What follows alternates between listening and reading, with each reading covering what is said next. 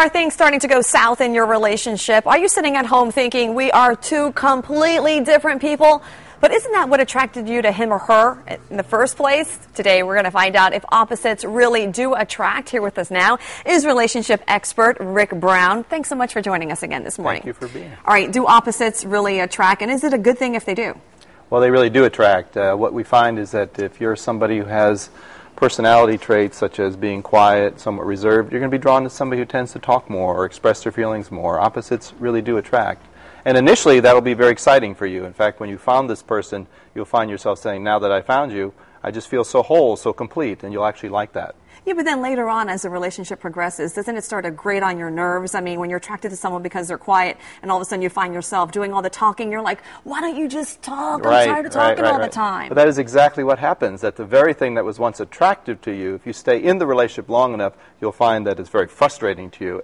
But I think the reason that you're drawn to it in the first place is there is a universal, if you will, unconscious desire to become whole. And so you are going to find somebody who has the missing pieces of yourself. So, for example, the reason you may have not expressed your feelings to begin with is not that you didn't have feelings, but maybe you heard messages growing up like, big boys don't cry, keep your feelings to yourself, be strong and be independent. And so you held those in check.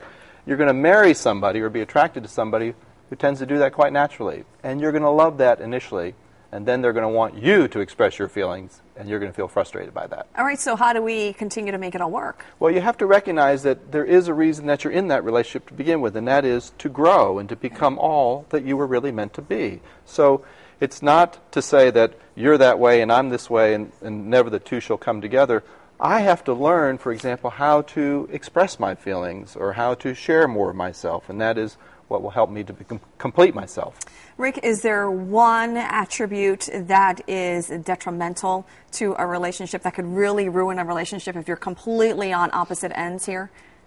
Well, I don't think so in terms of personality. Okay. I really tend to trust the coming together part. But again, what will happen is if you don't become much more conscious of why you got drawn into that relationship, you will be very frustrated with it, and you'll find yourself wanting to get away from it. All right, so in your opinion, is it better to find a mate who is opposite from you or who has a lot in common with you? Well, what will happen is, regardless of what you want to go out and find, you're actually going to find that the chemistry is with somebody who is somewhat opposite of you. Oh.